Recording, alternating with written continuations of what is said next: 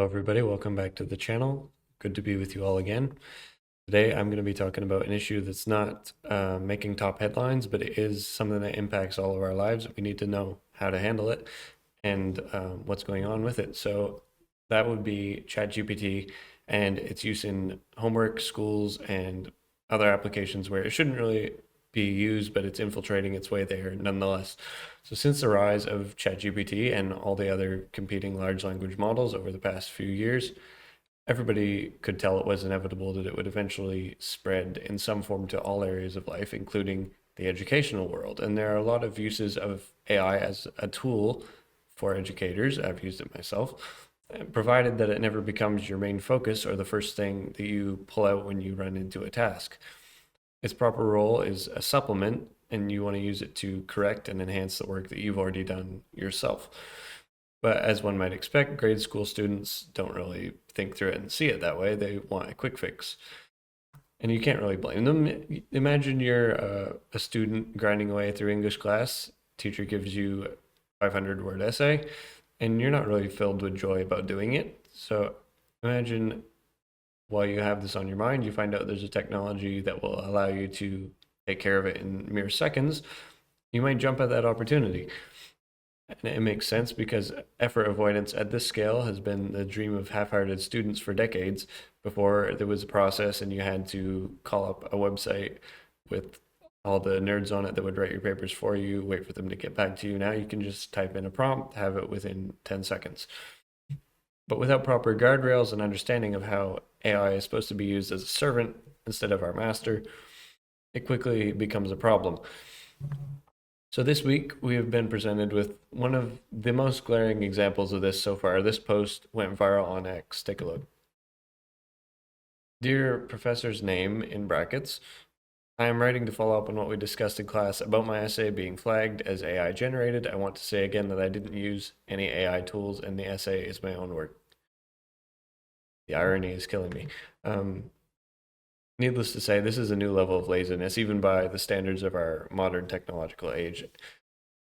So not only are the students using the AI to write their essays, they're using it to write the two sentences about how their work is genuine and not produced by AI. And that's a level of audacity that most of us can only dream of. I wish it could be that delusional. And to make it worse, they aren't doing it skillfully. You didn't cover your bases. Even in the cases where AI is legitimately used, it should be fairly common sense to go double check before you use the results that it spit out. And because after all, AI isn't perfect, it's prone to using unnatural wordings, making continuity errors. So it will have the facts right in the first half, and then it will deviate from those facts that you assume that it should know in the second half. And it's also prone to using a tone that feels off. It's very middle manager corporate. And in cases like this one, leaving portions that it intends for you to fill in is also a common practice.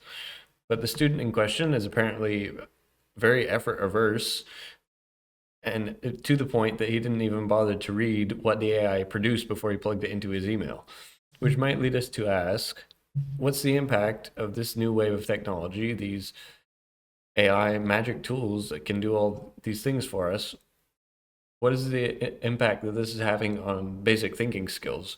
And I want to know what his thought process was here, if there was a thought process at all. It's bad enough to be completely disinterested in the school subject that you're learning to the point where you don't want to put in a minimum of effort to even write an essay about a topic that interests you. And that raises a lot of questions for the education system and the parents alike, and we'll get to that. We'll talk about that in future videos. But it goes another step further. The student has confidence that he can challenge the judgment of the AI spotting software. He mentioned that it's been flagged as AI generated, so he wants to challenge that. In some cases, this might be necessary. Real intelligent writing is often at risk of being flagged as AI if it's too good. But he can't come up with what to say to defend his own AI work. This would seem to indicate he's been using AI assistants for so long, dripping it like a miracle drug for every task. He's forgotten how to construct a thought of his own at all. There was no thought taken for any contingencies, anything unexpected. Um, no thought for final touch-ups to make sure it would pass the muster. Like the professor is going to look at this, and it would be good probably to not have prompter text like Joe Biden at the top of it. But none of that even went through his head, and it's hard to put enough words together to describe how easy it would have been to prevent this.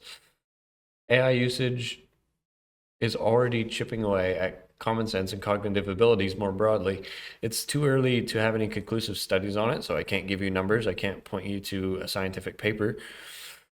But this is one of those things in life where we don't need a study to tell us what we already know. Like, I would say 85% of the studies that have come out in the past decade are just getting around to truths that most of us knew all along. If we use the magical computer genie to give us every answer and solve everything for us, especially from an early age, we're going to have atrophy in our mental muscles and our ability to figure out anything for ourselves. And this is a phenomenon that's not just happening among kids in middle school or high school that will soon grow out of it and learn to use their own brain. That's not how it works. While I was researching for this video, I came across a post I had seen before it circulated some months ago. It describes where this goes in later age brackets. This is from Greg Eisenberg. Just had a fascinating lunch with a 22-year-old Stanford grad, smart kid, perfect resume. Something felt off. He kept pausing mid-sentence, searching for words, and not complex words, basic ones like his brain was buffering. I asked if he was okay. He said, sometimes I forget words now. I'm so used to having ChatGPT complete my thoughts that when it's not there, my brain feels slower. He's been using AI for everything, writing, thinking, communication. It has become his external brain, and now his internal one was getting weaker.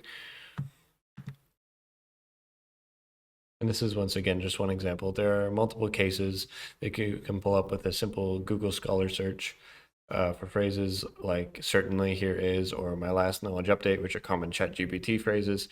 And this shows that large chunks of published academic work are being generated by ChatGPT and simply plugged in without editing. Similar to this one, a professor friend of mine recently got a paper submission whose first sentence was gladly here is a version rewritten with some spelling errors.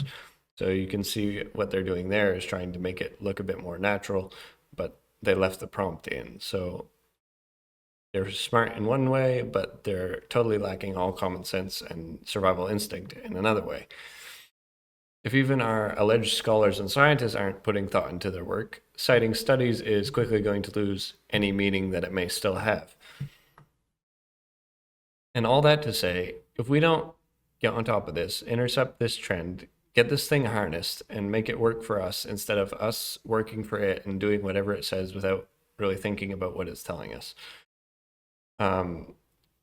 Working to change that both in the home through parenting and in the way that education is conducted, we're going to soon end up with a new crop of young people entering the workforce relying on their external brain, as the man said, to do all the heavy mental lifting. And just imagine, if you will, teachers, architects, God forbid, doctors, lawyers, and a host of other professions who've all made their way there without ever having to think about the subject material or what they're really doing.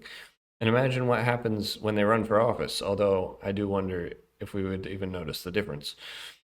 We're designed with an ability that no other species on Earth has. Consciousness and deep thinking are some of the most valuable gifts that we've been given and granted by God. So let's not squander them in the interest of seeing how powerful we can make our technologies and how easy we can make our lives. Everything is not about simplicity and ease. And if we don't use what we've been given, we will be guaranteed to lose it. And that's all for this week. Stay safe out there. God bless, and I'll see you next time.